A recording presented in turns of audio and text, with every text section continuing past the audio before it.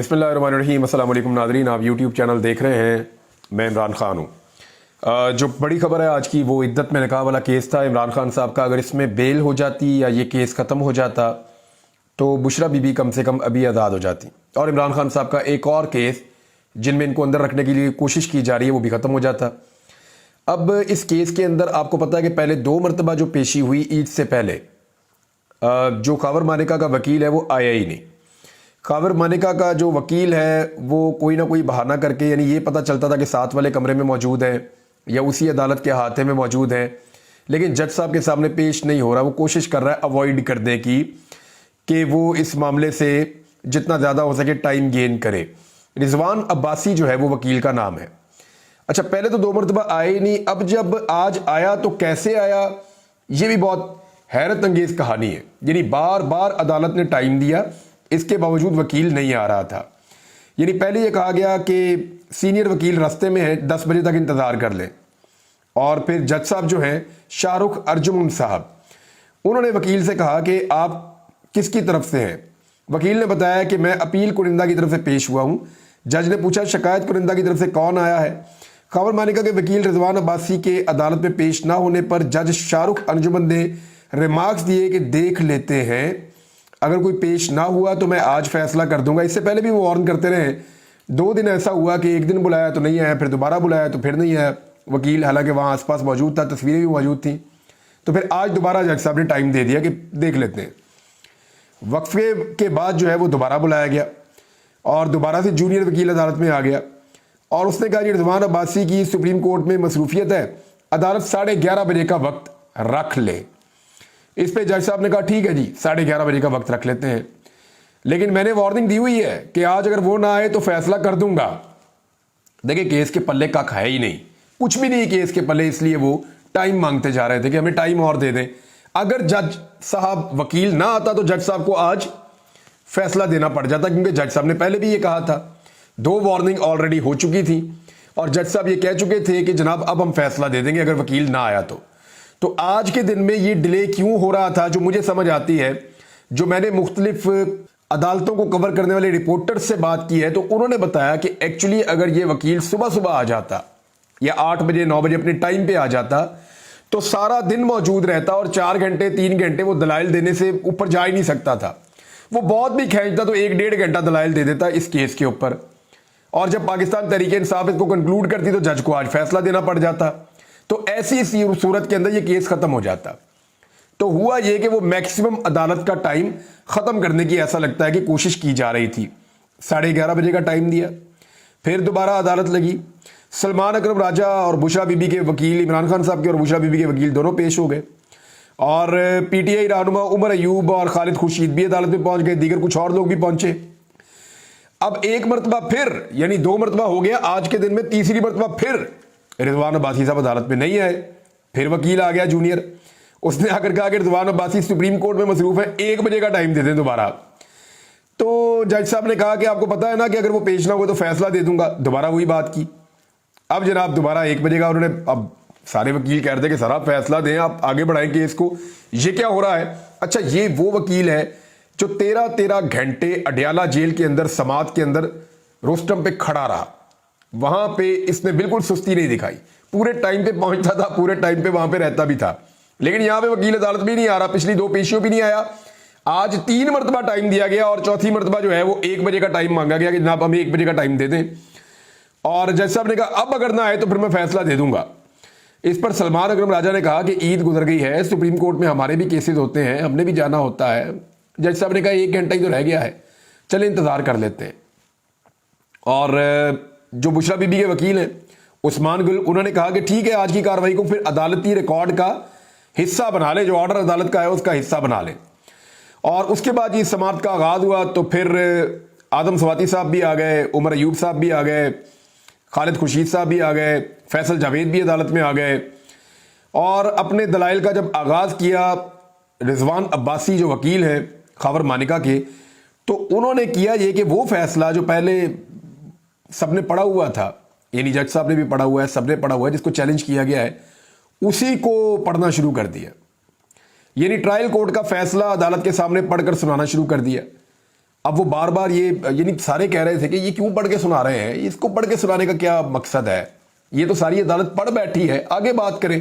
لیکن وہ جان بوجھ کر ٹائم ضائع کرنا چاہ رہے تھے. پھر انہوں نے کہا جی مجھے تو 4-5 گھنٹے لگ جائیں گے. پھر مختلف قسم کے انہوں نے بہانے کیے اور ٹائم مانگ لیا جی کہ مئی کا ٹائم دے دیں, 1 مہینے کا ٹائم مانگ لیا انہوں نے جج صاحب سے کم 3 ہفتے تو آپ ہمیں دے دیں, 1 مہینے کے آس پاس کا ٹائم آپ ہمیں دے دیں.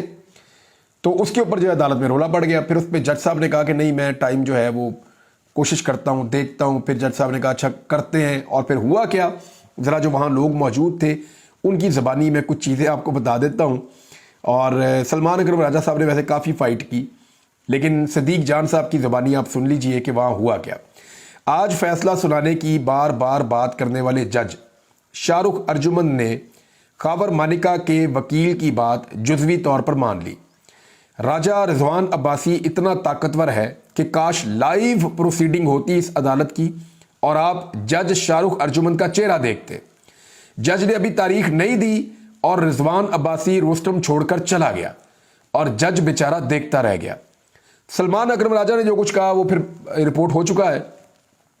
جو شاہ رخ ارجمن کے ساتھ رضوان عباسی نے کیا, یعنی جو جج صاحب کے ساتھ وکیل رضوان عباسی نے کیا, وہ کسی درجہ چہارم والے کے ساتھ بھی کوئی نہیں کر سکتا.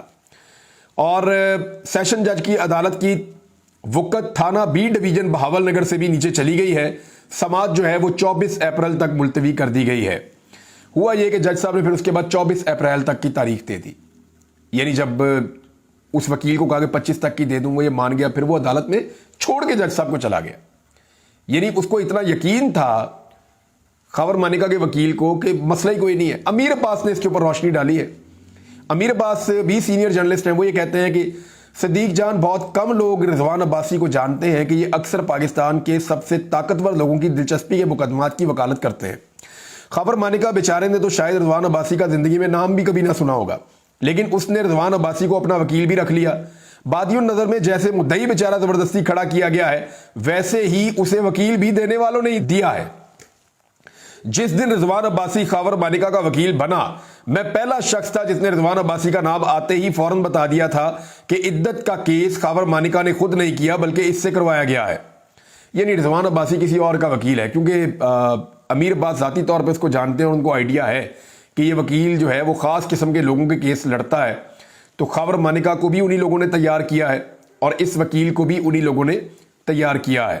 رضوان عباسی تاریخ دے کر کمرہ عدالت سے چلا گیا تھا. جج نے بس بعد میں تاریخ پہ 1 آدھے دن کا رد و بدل کرنے کی جسارت کی ہے.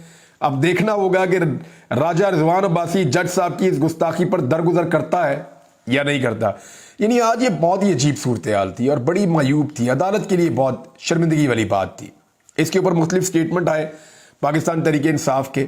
رؤف حسن صاحب نے یہ کہا کہ آج جج نے کہا تھا میں عدت کا کیس کا فیصلہ سنا دوں گا, لیکن سرکاری وکیل رضوان عباسی جو ٹاؤٹ وکیل کے نام سے پہچانا جاتا ہے, جو پچھلی 2 پیشیوں سے غائب تھا, آج بڑی مشکل سے عدالت پہنچا اور جج سے دھمکی آمیز لہجے میں مزید 4 ہفتے مانگنے لگا اور سماعت مکمل ہونے سے قبل ہی روسٹم سے اتر کر چلا گیا.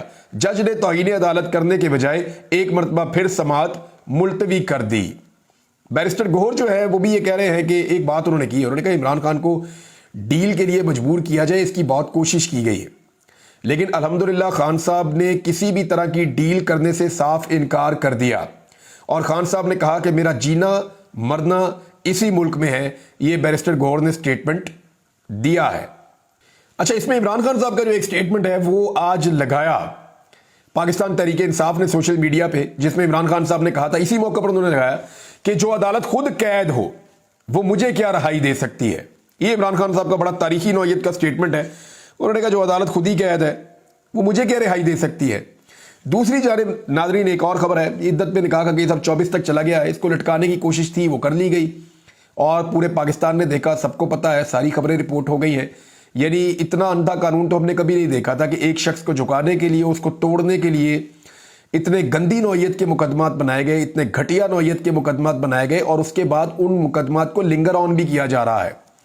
یعنی کوشش کی جا رہی ہے کہ میکسیمم ایک خاتون کو جیل میں رکھا جائے ایک ایسے مقدمے میں جس کا وجود ہی نہیں ہے, اور وہاں پہ شرمندہ کرنے کی کوشش کی جاتی ہے, بدتمیزی کی جاتی ہے, اور پھر وکیل پیش ہی نہیں ہوتے, اور جب آتا ہے تو وہ جان بوجھ کر اتنا لیٹ آتا ہے کہ عدالت کا ٹائم ختم ہونے والا ہے, پھر وہ عدالت کو دھمکی آمیز لہجے میں عدالت سے بات کرتا ہے, پھر عدالت بھی لمبی ڈیٹ دے دیتی ہے.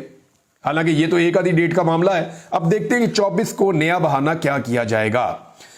یہ جو آصفہ بھٹو زرداری ہیں, زرداری صاحب کی بیٹی آصفہ زرداری, 9 منتخب رکن قومی اسمبلی نے ایوان کی رکنیت کا حلف اٹھا لیا.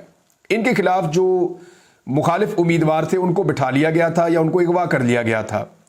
اب اس کے اوپر ایک بڑے سینئر صحافی ہیں شفیق شریف صاحب, انہوں نے ایک ٹویٹ کیا, یہ بہت امپورٹنٹ ہے. انہوں نے تاریخ کا حوالہ دے کر کہا, آصفہ بھٹو نے بلا مقابلہ منتخب ہو کر آج قومی اسمبلی میں بطور رکن اسمبلی حلف اٹھا لیا.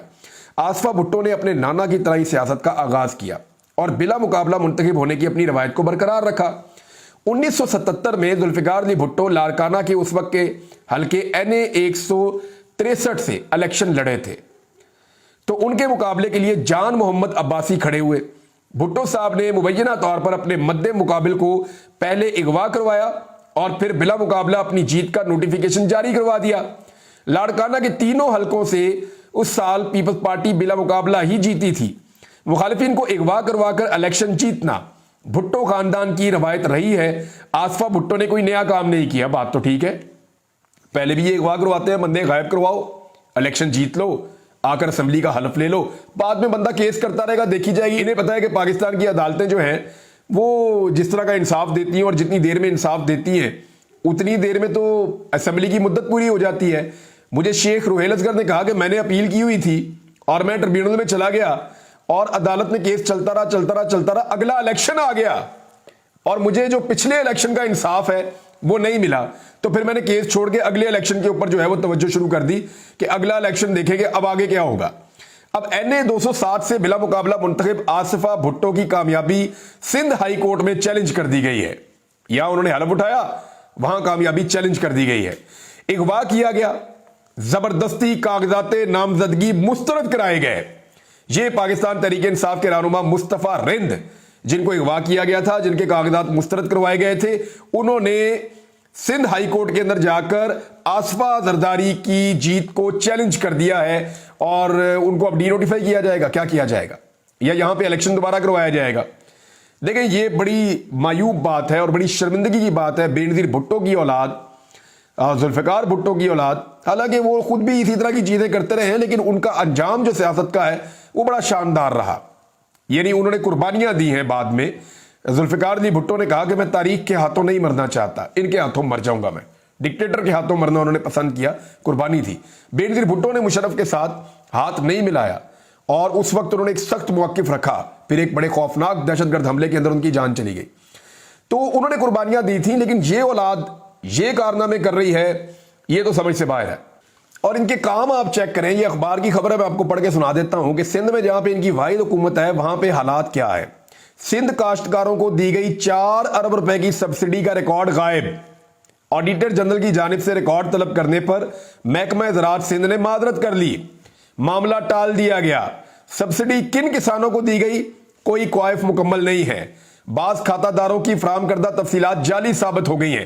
یعنی 4 ارب روپے, 400 کروڑ روپے کی سبسڈی جو کسانوں کو جانی تھی وہ کدھر گئی, کوئی ریکارڈ ہی نہیں ہے. بندربانٹ ہو گئی, کھا گئے پیسے. یعنی اس طرح کی ہے سندھ گورنمنٹ اس اخباری رپورٹ کے مطابق. یعنی ان کو صرف یہ پتا ہے کہ کسی کو اغوا کر کے اسمبلی میں کیسے پہنچنا ہے, صدر پاکستان سارے نظام کو یرغمال بنا کر کیسے بننا ہے, اسٹیبلشمنٹ کے ساتھ ڈیل کیسے کرنی ہے, کسی کا اعلی کار کیسے بننا ہے اور اپنے اعلی کار آگے کیسے تیار کرنے. ان کو اس کے علاوہ کوئی اور کام نہیں آتا. یعنی یہ وہ پیپلز پارٹی ہے جنہوں نے فیصل واڈا کو سینیٹر بنوایا, تو پھر آپ سمجھیں نا یہ کون سی پیپلز پارٹی ہے. ناظرین کچھ خبریں ہیں جو بہت تیزی سے میں آپ کے سامنے رکھ دیتا ہوں. ایک تو خبر یہ ہے کہ 21 اپریل کے الیکشن کے بعد جو ضمنی الیکشن ہونے جا رہا ہے پورے پاکستان میں, اس کے بعد پنجاب میں جلسوں کا سلسلہ پاکستان تحریک انصاف شروع کرنے جا رہی ہے. اس کے لیے انہوں نے بڑی ٹیم کا بھی ایک اعلان کر دیا ہے جس میں خواتین 20 شامل ہیں. اور اب دیکھنا یہ ہے کہ پنجاب حکومت ڈنڈا چلاتی ہے, جبر کرتی ہے, بربریت کرتی ہے, یا پھر لیول پلینگ فیلڈ دیتی ہے پاکستان تحریک انصاف کو کہ وہ پنجاب کے اندر اپنے جلسے جلوس کر سکے. اسلام آباد کے جو 3 نتائج ہیں تینوں حلقوں کے وہ چیلنج کر دیے گئے اب ٹریبیونلز کے اندر, اور یہ کورٹ کے اندر اب چیلنج کیے جائیں گے. اور وہاں پہ ان نتائج کے معاملات کو اب سنا جائے گا، کیونکہ الیکشن کمیشن نے اس کے اندر کوئی انصاف پاکستان تحریک انصاف کو نہیں دیا، اور اسلام آباد کی تینوں نشستوں میں فارم 45 کے مطابق پاکستان تحریک انصاف جیت چکی تھی۔ پاکستان پیپلز پارٹی کو حکومت میں شامل کرنے کے لیے پی ایم ایل این نے ایک پوری حکمت عملی بنا لی ہے، اور آنے والے دنوں میں پیپلز پارٹی کو حکومت میں شامل کیا جائے گا۔ دعوت باضابطہ دی گئی ہے، بلاول کو ڈپٹی وزیر اعظم بنانے کی آفر کی گئی ہے، تو ہو سکتا ہے آصف علی زرداری اس کو مان لیں، کیونکہ پی ایم ایل این نہیں چاہتی کہ سارا کا سارا گند کا ٹوکرا وہ اکیلے اٹھائیں، اور وہ یہ چاہتے ہیں کہ پیپلز پارٹی اس خرابی کے اندر اور اس صورتحال کے اندر جہاں پہ عوام کا کچومر نکل رہا ہے، اس جرم کی حصہ دار بنے۔ پی ایم ایل این اکیلی کے اوپر یہ الزامات نہ لگیں۔ دیکھیں، بلاول نے اس حکومت پہ جو 16 مہینے تک چلی ہے اس کے اوپر تنقید بھی کی تھی، یعنی یہ ان کے لیے کوئی مسئلہ نہیں ہے کہ جس حکومت کا یہ حصہ ہو الیکشن میں اسی حکومت کے اوپر یہ چڑھ دوڑیں۔ بلاول نے 16 مہینے کی حکومت کو وزیر خارجہ ہونے کے باوجود بعد میں ڈسون بھی کر دیا اور اس حکومت کے اوپر تنقید بھی کی۔ تو ایسا لگتا ہے کہ اب جب دوبارہ پیپلز پارٹی کو شامل کیا جائے گا تو ان کے لیے کوئی بڑا مسئلہ نہیں ہے، not a big deal for them. وہ دوبارہ سے ان کے ساتھ شامل ہو جائیں گے، جب گالیاں دینے کا ٹائم آئے گا تب ان کو گالیاں بھی دے دیں گے۔ فواد چودھری صاحب عدالت میں آئے، انہوں نے ایک بات کہی، انہوں نے کہا جی 5 مہینے بھی یہ حکومت چل جائے نا فارم 47 والی، تو یہ بہت بڑی بات ہے۔ بات تو ان کی ٹھیک ہے، لیکن اس کو گھسیٹنے والے جتنی دیر تک گھسیٹیں گے تب تک یہ گھسٹتی رہے گی۔ جس دن اس کو دھکا لگانے والے اور گھسیٹنے والے پیچھے ہٹ گئے، اس دن یہ حکومت ریت کی دیوار کی طرح نیچے گر جائے گی، کیونکہ جب وہ پیچھے سے ہٹیں گے تو عمران خان باہر نکل آئے گا، اور عمران خان باہر نکل آیا تو یہ گھروں میں گھس جائیں گے یا پاکستان سے ہی بھاگ جائیں گے، ان کے پاس کوئی اور آپشن بچے گا نہیں۔ ایک اور 2 خبریں ہیں ناظرین، ایک تو یہ ہے کہ پیٹرولیم مصنوعات جو ہیں وہ مزید مہنگی ہونے کا خدشہ ہے، پہلے ہی بہت مہنگا ہو گیا ہے، اور بجلی کی جو قیمتیں کم کرنے کی خوشخبری سنائی جا رہی تھی، پہلے زیادہ بڑھاتے ہیں پھر تھوڑی سی کم کر کے کہتے ہیں خوشخبری ہے، جیسے آٹے کی قیمتیں بہت زیادہ بڑھانے کے بعد تھوڑی سی کم کی تو کہتے ہیں خوشخبری ہے۔ کتنی آٹے کی قیمت بڑھائی تھی انہوں نے 1800 سے 1900 روپے تک آٹے کی قیمت بڑھائی تھی ایک بوری پہ، اور جب 500 کم کی تو انہوں نے چھلانگیں مارنا شروع کر دی، پتہ نہیں ہم نے کیا کر دیا ہے۔ وہ روٹی جو ایک دور میں 10 روپے کی ملتی تھی، جس کو شہباز شریف نے 2 روپے کا بیچنے کا ایک دور میں اعلان کیا تھا، وہ روٹی آج 15 روپے کی کر کے تو یہ چھلانگیں مار رہے ہیں، الٹی چھلانگیں، کہ جی ہم نے بڑی ریسرچ کی ہے، ہم نے بڑا کام ڈالا ہے اور روٹی ہم نے سستی کر دی ہے۔ وہ نان بھائی ایسوسی ایشن کہہ رہے ہیں جی کیسے کرے سستی، پہلے گیس سستی کرو، بجلی سستی کرو، پیٹرول سستا کرو، یہ آٹا جو ہے یہ سستا کرو، پھر ہم روٹی سستی کریں گے۔ ایک تھیلی کو 500 روپے سستا کیا ہے، لیٹس سی اس کا کیا امپیکٹ آتا ہے۔ 1-2 اور چیزیں وہ بھی آپ کے ساتھ شیئر کرنی ہے اگلے ویلاگ میں کرتا ہوں، اب تک کے لیے اتنے، اپنا خیال رکھیے گا اپنے چینل کا بھی۔ اللہ حافظ۔